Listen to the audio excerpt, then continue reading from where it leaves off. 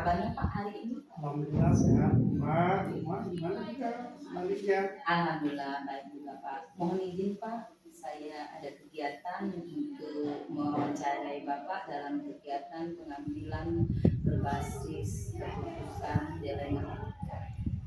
Dengan senang hati, Bapak silakan. Terima kasih atas waktunya Pak ya. Langsung saja Pak ya, pertanyaan pertama. Selama ini bagaimana Bapak selaku pimpinan di SMA Negeri 1 Pulau Pinang dalam mengidentifikasi kasus-kasus yang merupakan dilema etika atau wujud moral yang terjadi di SMA yang Bapak pimpin? Etika di sekolah kita itu saya kelompokkan ada beberapa kategori. Ya. Etika pendidik, etika dari tenaga kependidikan, etika dari peserta didik. Oke. Saya ambil satu saja. Boleh. Yang pendidik. Ini asik karena sudah masalah etika, tentu ada sesuatu yang akan bertentangan dengan etik atau dengan moral yang sudah disepakati dengan rekan-rekan kita sejawat. Kedua ini tentu akan ada perbedaan pendapat atau rasa. Nah, yang kita bicarakan enak kalau mereka itu sudah menjunjung tinggi dari sisi positifnya. Kalau tidak setuju dengan apa yang kita junjung tinggi dan komitmen tadi, ini yang perlu kita ambil garis tengahnya. Garis tengahnya bagaimana? Kita lihat dari sisi positifnya dan tidak kita mengambil dari sisi secara individual sehingga yang bersangkutan merasa terpojokkan walaupun dia sudah kita lihat sudah agak miring-miring, etiknya tidak sesuai dengan profesi dan sebagainya. Namun kita tetap berpedoman bahwa itu bisa kita teruskan, bisa kita luar biasa Pak ya, berarti dalam hal ini identifikasi kasus untuk diselesaikan dari dilema etik ini sangat diidentifikasi oleh Bapak sebagai kepala sekolah di SMA ini atau sekolah ini. Baik Pak ya, pertanyaan kedua. Selama ini bagaimana Bapak menjalankan pengambilan keputusan di sekolah yang Bapak pimpin berdasarkan kasus-kasus yang ada? Apakah itu kasus dari pendidikan atau peserta didiknya sendiri? Yang saya jalankan satu sesuai dengan aturan kebijakan dari Dinas Pendidikan Provinsi, sudah diimplementasikan, didiskusikan dengan rekan-rekan sejawat. Bila pun itu bertentangan dengan kehendak hati, saya tidak memperhitungkan A dan B lagi. Saya tetap berpijak kepada aturan atau kebijakan yang sudah disepakati tadi. Jadi saya sangat konsen sekali masalah aturan, masalah kebijakan, tidak ragu-ragu dalam menjalankan hal tersebut. Oke, berarti artinya Bapak berpedoman kepada aturan dan juga kolaborasi kepada rekan sejawat dan warga sekolah Pak ya untuk mengambil keputusan. Selanjutnya Pak ya, langkah-langkah atau prosedur yang bagaimana yang sepertinya bisa Bapak lakukan dalam kegiatan pengambilan keputusan ini? Simpel saja. Oke, simpel aja. Seperti kita akan menentukan jadwal setiap awal tahun pembelajaran. Yang sangat rumit sekali itu sekolah kita yang terbatas rombel, terbatas kelas, 2 siswa. Tentu dengan kondisi rasio guru sertifikasi dengan rombel terbatas tadi, kita temukan titik temunya. Langkah awal apa? Saya undang rekan yang akan terimbaskan akan itu. Sudah itu kita coba membagi secara prosedural jamnya tadi. Sudah itu kita diskusikan lagi kepada bersangkutan. Nah, tentu seperti saya awal tadi kembali dengan keputusan kalaupun itu diterima dengan tidak terima, yang namanya manusia. Namun tetap kita berikan ruang untuk berdiskusi dan keputusan. Namun saya satu-satunya kepala sekolah memegang aturan. Nggak mau saya yang sesuatu itu kalau saya putuskan menjadi tarik ulur itu aja yang saya pakai. Salah satunya. Sangat menginspirasi ya Pak, dan jadi Bapak tadi berpegang pada aturan, kolaborasi dengan teman sejawat. Nah, satu lagi Pak ya. Nah, adakah hambatan ketika Bapak akan mengambil sebuah keputusan, apakah itu mengenai jam tadi atau mengenai kasus lain dari tenaga kependidikan ataupun peserta didik dari lingkungan kepemimpinan Bapak di SMA ini? Nah, kalau tadi banyak kita soroti dari tenaga pendidik. Ya, Nah, sekarang ke siswanya dulu kita. ya, ya. Nah, siswa kita ini dengan berbagai aneka ragam latar belakangnya diatur dengan suatu yang sudah disepakati dan sudah ditandatangani orang tuanya. Ya, Ini kan hambatan, tidak? ya, ya. Nah, sudah disosialisasikan dengan tata tertib, disiplin segala macam.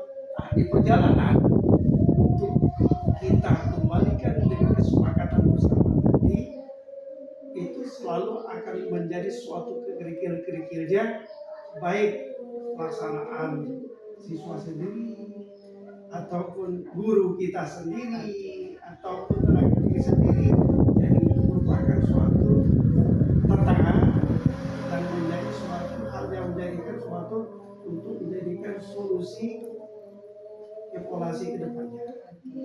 Berarti dalam hal ini refleksi juga sangat tepat, dan bersama Bapak ini seluruh rekan kerja atau yang di bawah pimpinan Bapak juga harus merefleksi. Baik Pak, lanjut. Adakah? Oh, boleh? Ya. Tidak boleh minum sama Bapak ini. Ya, nanti Pak ya. Adakah seseorang atau faktor yang selama ini mempermudah Bapak untuk mengambil kesimpulan, keputusan atau memberikan sesuatu yang seperti ini untuk SMA ini, misalnya dalam bentuk keputusan tadi dari kasus-kasus yang dihadapi tadi? Kalau menarik suatu kesimpulan, saya dengarkan dari beberapa rekan Oke. yang menurut saya kredibel. Hmm. Kredibelnya ukurannya dia sendiri bisa bertanggung jawab dengan apa yang sudah menjadi pedomannya. Ya. Jadi pada yang bersangkutan itu menjadi acuan saya. Oke. Walaupun saya tidak harus sepenuhnya mengambil si A atau si B tadi. Setiap si A selalu saya ambil si B, dengan si C, sehingga itulah namanya kedelegasian dalam suatu keputusan. Maka saya tanya dengan siswa. Maka saya tanya dengan siswa, gimana ini, baru saya ketikkan jadi pedomannya. Berarti Bapak sangat mempermudah untuk mengambil suatu keputusan yang berpihak kepada khalayak banyak dan juga berpedoman kepada dilema etika tadi Pak ya. Baik Bapak, terakhir Pak ya. Terakhir. Mohon izin. Ini kalau kata-kata terakhir ini berarti Pertanyaannya maksudnya, iya. pertanyaannya dari semua hal yang disampaikan tadi ya, kita sudah mendengar struktur dari identifikasi, cara Bapak mengatasi permasalahan tadi untuk memberikan suatu keputusan ya Pak ya. Pembelajaran apa yang dapat Bapak petik dari semua keputusan-keputusan dari kasus-kasus yang dihadapi selama Bapak memimpin SMA ini atau sekolah ini? Pembelajaran yang utama itu Ya. selalu menuntut proses bersabar. Oke. Karena modal sabar itu selalu perlu peningkatan setiap hari, setiap Ya. saat. Nah, di mana titiknya kita akan temui setiap hari sebelum kita lakukan hari sebelumnya tadi. Jadi itu proses kita olah menjadi suatu yang bisa menjadikan diri kita senang, diterima oleh kawan, dan kita pun dapat menyatakan bahwa etik ini atau moral ini itu masalah sangat kompleks tadi, karena ini kan bukannya matematika. Betul. 2 tambah 2 4. Nah, kalau etika tidak, ya tidak. selalu berusaha setiap hari untuk yang baik, yang baik, yang baik, yang baik. Jadi itu kalau saya. Jadi sangat dinamis, Oke. kolaboratif, komunikatif itu kunci utama. Luar biasa pertemuan dengan Bapak Kepala SMA Negeri 1 Pulau Pinang, Pak Nasir Ahmad SPD.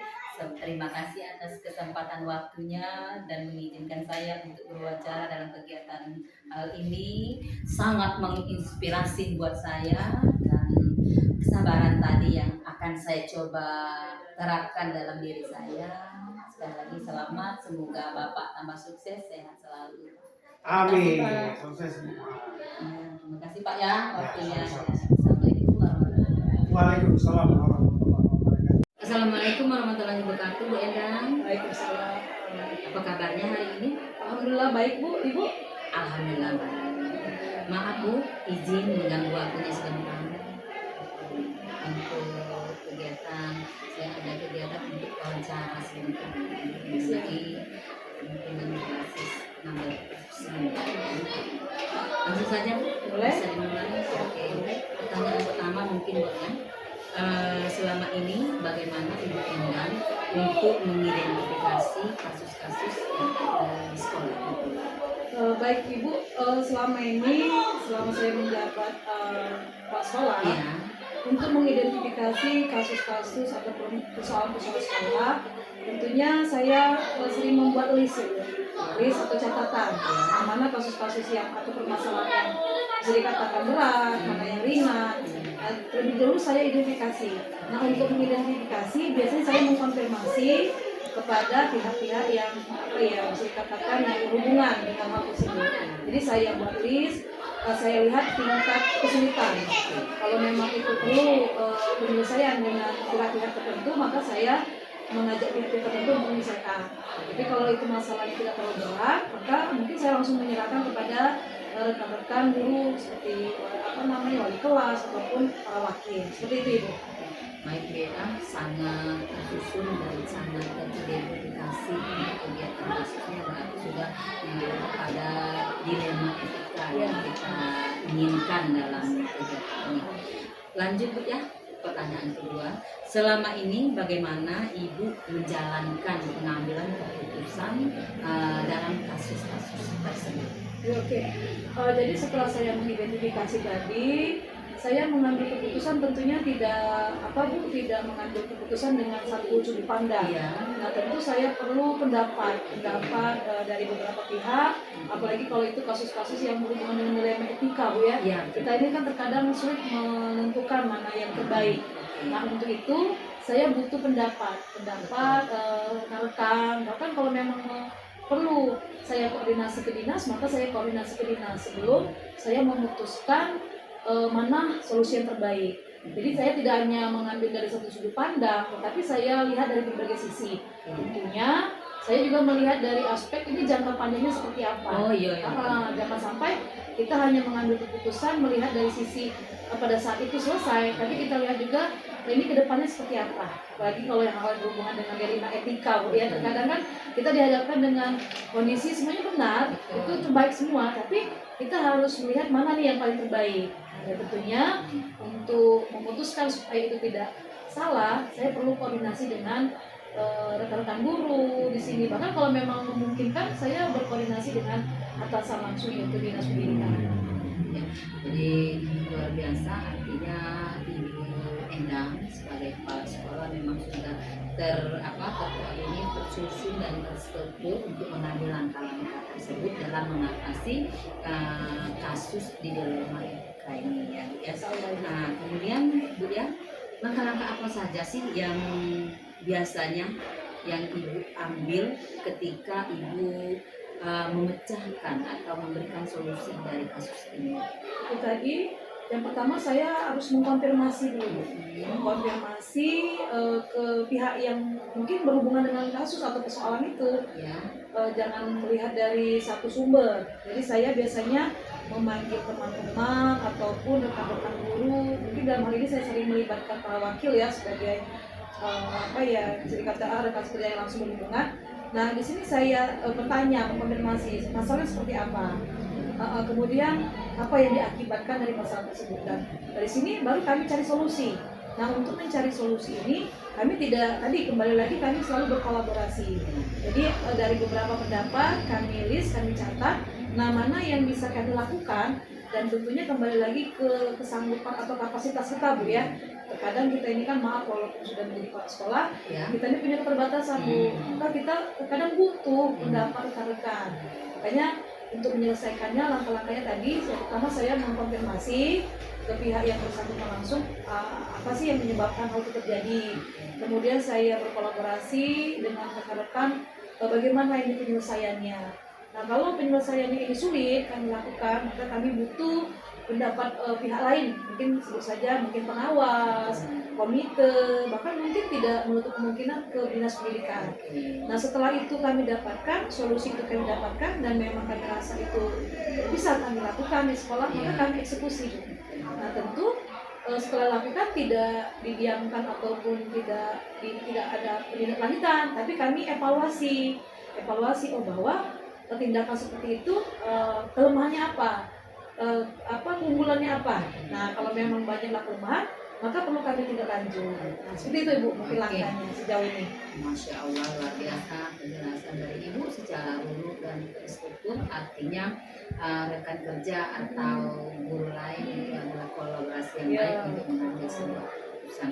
Baik Bu, adakah seseorang atau faktor-faktor yang selama ini mempermudah atau membantu Ibu dalam kegiatan menuntaskan atau pengambilan keputusan dalam kasus-kasus ini?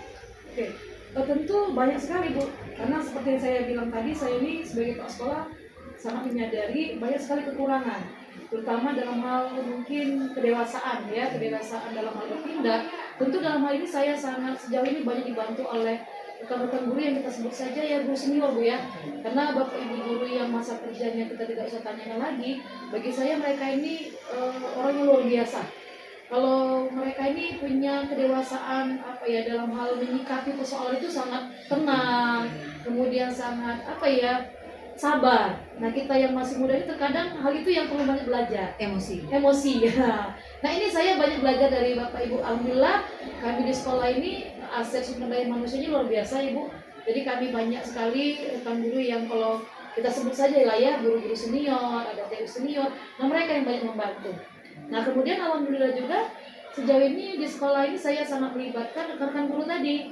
Semuanya, mau itu guru yang maaf kita sebut saja ASN ataupun honor, mereka ini berperan semua untuk memberikan pendapat. Makanya saya selalu meminta pendapat di sesi-sesi, di sela-sela waktu. Saya menyebarkan list lah ya, Bapak Ibu tolong kasih saya saran nih, saya ada program, misalnya program untuk menanggulangi masalah adab anak, coba apa program mereka menulis, nanti saya kumpulkan. Nah, jadi kalau ditanya siapa yang berperan, seluruhnya Ibu berperan semua, dari guru yang senior, guru-guru yang kita sebut saja adik-adik yang masih muda, mereka ini punya sumbangsi semua terhadap pengambilan keputusan, apalagi dinas pendidikan sebagai ini kita bisa disebut sebagai yang menjadi pengawas buat kita.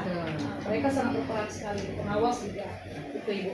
Baik Bu, mungkin pertanyaan yang terakhir yang akan saya berikan kepada Ibu Endang ya. Dari semua hal yang telah disampaikan, artinya ada pembelajaran yang kita dapat dan yang kita petik untuk kegiatan pengalaman dalam menangani sebuah kasus atau kasus yang terjadi di sekolah kita gitu ya. Bagaimana Ibu mengambil keputusan tersebut dalam dilema etika ini? Tadi ya Bu, memang sebenarnya sulit Bu ya. Iya betul. Apalagi kita ini sebagai manusia banyak kekurangan. Kadang apa yang kita anggap benar, karena keterbatasan pengetahuan dan pengalaman kita, itu terkadang kita salah langkah. Maka pelajaran yang paling saya ambil dalam hal ini, kita harus benar-benar mengedepankan yang namanya kolaborasi. Jadi kita jangan pernah malu melibatkan atau bertanya, terlepas apakah mereka itu ya kita sebut saja guru yang masih muda, yang mungkin pengalaman mengajar mereka sedikit, tapi saya lihat mereka mungkin punya lebih ke IT. Nah, jadi saya bisa meminta bantu mereka. Kemudian untuk pendewasaan dalam mengambil keputusan, kedewasaan mental. Nah, ini guru-guru yang senior tadi bisa menjadi apa ya, bisa saya sampaikan di sini sebagai rekanan yang sangat berperan. Jadi pelajaran yang saya di sini sudah saya menjadi lebih dewasa Bu ya, walaupun sudah anggap saja sudah berumur lah ya, tapi dalam hal pekerjaan apalagi memimpin sekolah itu perlu banyak belajar. Jadi di sini saya banyak pembelajaran yang saya peroleh, artinya hal-hal yang baru yang saya bisa kembangkan dalam hal ini yang tadi kolaborasi, kemudian rutin melakukan refleksi, karena melalui refleksi kita tahu sejauh mana sih capaian yang sudah kita peroleh, apa yang perlu kita perbaiki. Nah, jadi banyak sekali sebenarnya kalau pelajaran. Tentunya semuanya itu berimbas ya pada saya pada saat saya mengambil keputusan, di mana keputusan yang saya ambil tadi insya Allah walaupun masih perlu diperbaiki, artinya tingkat kesalahannya itu bisa di apa ya, sudah bisa diperkirakan. Karena sebelumnya saya mengambil kebijakan penuh pertimbangan tadi itu Ibu. Terima kasih Ibu Endah, penjelasannya sangat luar biasa dan sangat menginspirasi saya. Terima kasih, Bu. Artinya kolaborasi, refleksi itu sangat dibutuhkan Ya. dalam sebuah kegiatan untuk menangani kasus-kasus yang kita hadapi. Dan kemudian kita lihat juga tadi Ibu menjelaskan strukturnya sangat baik untuk pengambilan keputusan dalam dilema etika ini. Sekali lagi saya ucapkan terima kasih Bu atas waktunya. Mohon maaf telah mengganggu kegiatan Ibu dan semoga Ibu sehat selalu. Amin. Terima kasih sekali lagi Bu. Sama Ibu, terima kasih juga. Assalamualaikum warahmatullahi wabarakatuh. Pak Puspa. Apa kabarnya hari ini Pak? Alhamdulillah sehat. Maaf mengganggu aktivitasnya sebentar Pak. Saya ada keperluan untuk mewawancarai Bapak.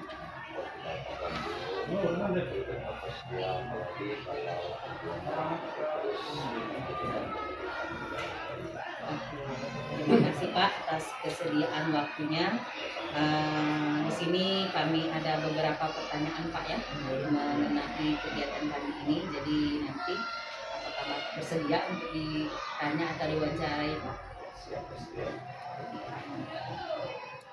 Baik Pak, pertanyaan pertama, bagaimana Bapak selama ini mengidentifikasi kasus-kasus yang merupakan dilema etika atau rujukan moral yang ada di sekolah yang Bapak pimpin? Jadi dikasih kasus-kasus yang merupakan dilema etika. Jadi setiap hari kami melihat tingkah siswa kami dimulai dari apel pagi, jam 7 pagi. Jadi dari sana sudah terlihat tingkah laku siswa itu. Kemudian bagi siswa yang tingkah lakunya belum baik, seluruh dewan guru dan seluruh staf ini memberikan nasihat untuk menuju ke arah yang lebih baik demi mencetak anak-anak kita yang berakhlak mulia dan bermoral. Baik ya Pak ya, berarti Bapak mengidentifikasinya melibatkan rekan sejawat dan berkolaborasi dengan baik bersama rekan sejawat Pak ya. Terima kasih Pak. Lanjut Pak ya, yang kedua, selama ini bagaimana Bapak menjalankan pengambilan keputusan di sekolah Bapak, terutama untuk kasus-kasus yang Bapak sering hadapi atau yang pernah Bapak hadapi? Kalau terjadi di sana kasus-kasus pada siswa kami, cara kami mengambil keputusan.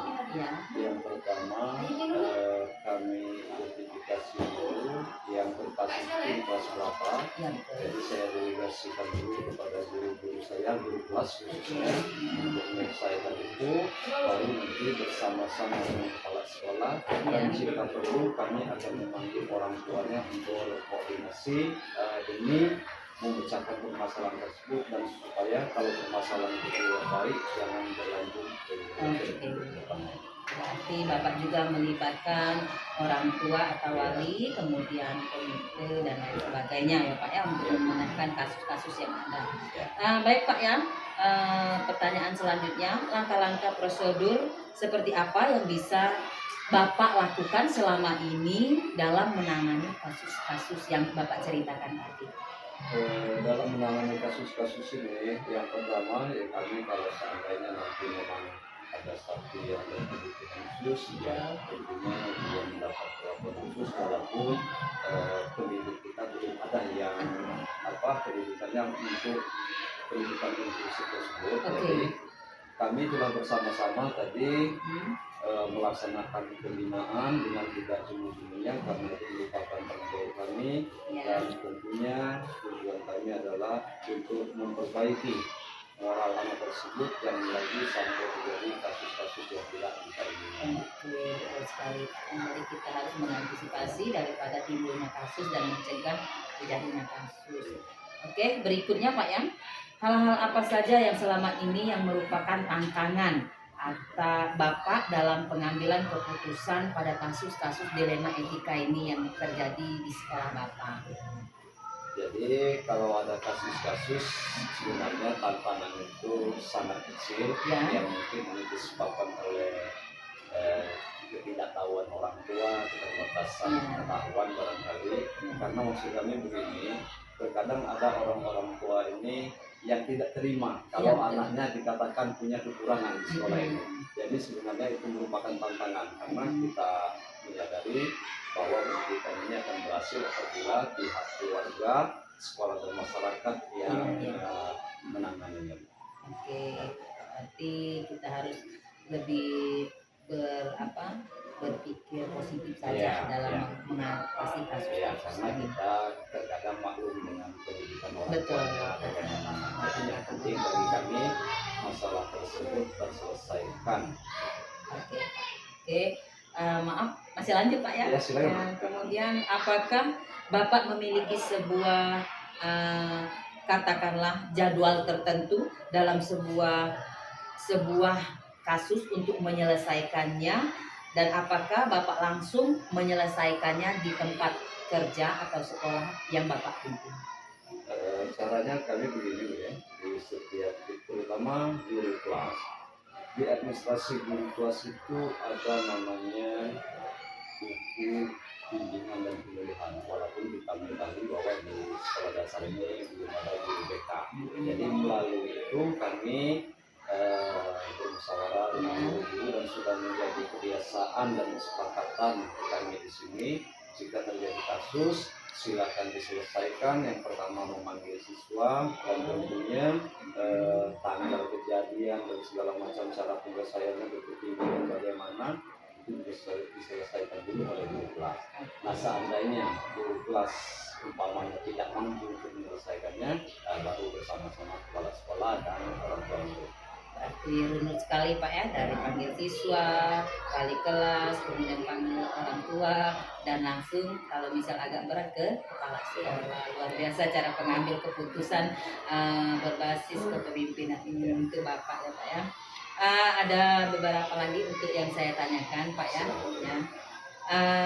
Adakah seseorang atau faktor yang mempermudah Bapak dalam pengambilan keputusan ini dalam kasus-kasus dilema etika yang Bapak ceritakan tadi?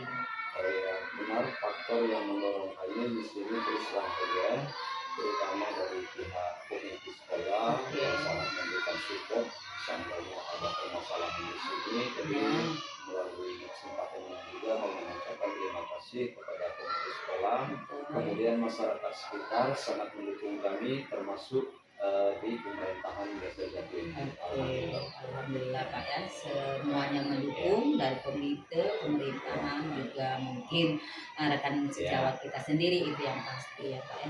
Terakhir Bapak Kusman, ya, dari semua hal yang telah disampaikan tadi, pembelajaran apa yang dapat Bapak ceritakan dari pengalaman Bapak untuk menyelesaikan dan pengambilan keputusan Bapak berdasarkan kasus-kasus yang ada? Terima kasih Bu Mar. Jadi dalam hal ini kami terutama pelaku pendidikan yang berada di sekolah dasar, ini permasalahannya memang sangat kompleks, yang mungkin katakanlah kalau guru yang sudah senior basis pendidikannya standar saja, sedangkan permasalahan pendidikan yang sekarang ini kita sama-sama ketahui sangat banyak. Nah dalam hal ini sebenarnya pembelajaran yang bisa kami ambil tadi walaupun kami istilahnya pendidikannya hanya standar, memang tugas guru kelas ini sangat berat. Oke. Seluruh mata pelajaran kecuali PJOK kami pendidikan agama harus diampu oleh diri sendiri, Ya. tetapi walaupun bagaimana itu insya Allah kami akan dapat melaluinya dengan baik, dengan berkolaborasi sama teman-teman sejawat, dengan teman-teman sekolah tetangga, dan juga kami melalui rukun KKG. Oh, Ya. ya. Luar biasa Pak ya, jadi saya sangat terinspirasi sekali dengan Bapak ya, cara penyelesaian kasus-kasus berdasarkan dilema etika ini di sekolah Bapak sangat baik sekali, dan semoga saya juga terinspirasi dengan kegiatan yang di sekolah Bapak, dan Bapak sebagai pemimpin sekolah ini juga sangat melibatkan daripada aktivitas tadi, terutama rekan kerja. Tadi saya mendengar adanya hanya 2 mapel kata Bapak tadi, mapel PJOK dan PAI. Ya, jadi keseluruhannya dicakup atau dirangkum dikerjakan oleh guru kelas. Luar biasa guru kelasnya Pak, saya hanya 1 mapel saja kadang-kadang sudah pusing ya.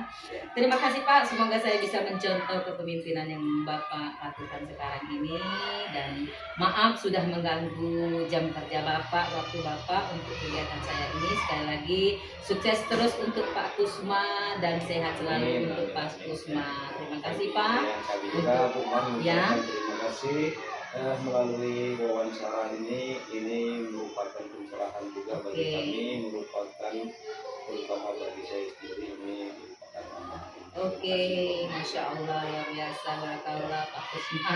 Saya juga masih belajar. Terima kasih Pak. Sekali lagi saya ucapkan terima kasih waktunya Pak. Yang ada rencana Tuhan pastikan.